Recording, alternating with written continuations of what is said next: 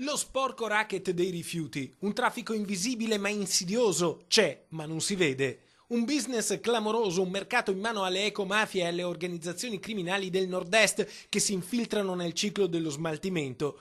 Secondo una stima, le attività illegali in Veneto valgono 2 miliardi di euro all'anno, la droga è un affare da 530 milioni, le contraffazioni pesano per 525 milioni, lo sfruttamento sessuale 400 milioni e poi i rifiuti, 150 milioni di euro che portano il Veneto dritto dritto in cima a una riprovevole classifica italiana.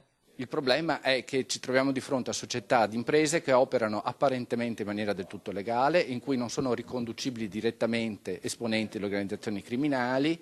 Occorre fare dei lavori di indagine molto più complessi e molto più raffinati di quanto accadesse un tempo. Parole e musica tratti dallo spartito del primo osservatorio sulle ecomafie e la legalità in Veneto. Dati clamorosi, un dossier scottante che racconta il traffico di rifiuti tossici e nocivi a nord-est, dove si sta sviluppando un racket che si muoverebbe principalmente attorno a Porto Marghera.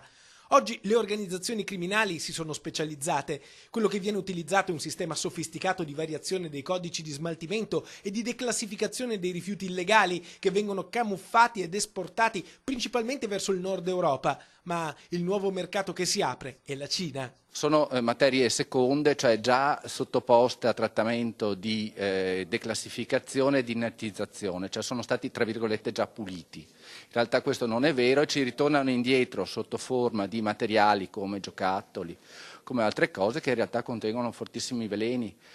Oggi a Porto Marghera viene smaltito ciò che viene prodotto, mentre i rifiuti trasferiti altrove vengono sottoposti a rigidi controlli pubblici. Ma una delibera della Regione Veneto fa saltare questo sistema, mentre il Comune di Venezia fa ricorso al TAR perché viene introdotta una variante che violerebbe le norme urbanistiche. Legambiente si oppone a una deregulation che potrebbe essere pericolosa per Porto Marghera. Rischia di diventare una, grande pattumiera di rifiuti, di ospitare rifiuti che vengono da altre regioni d'Italia e chi lo sa, poi magari anche da altre parti dell'Europa.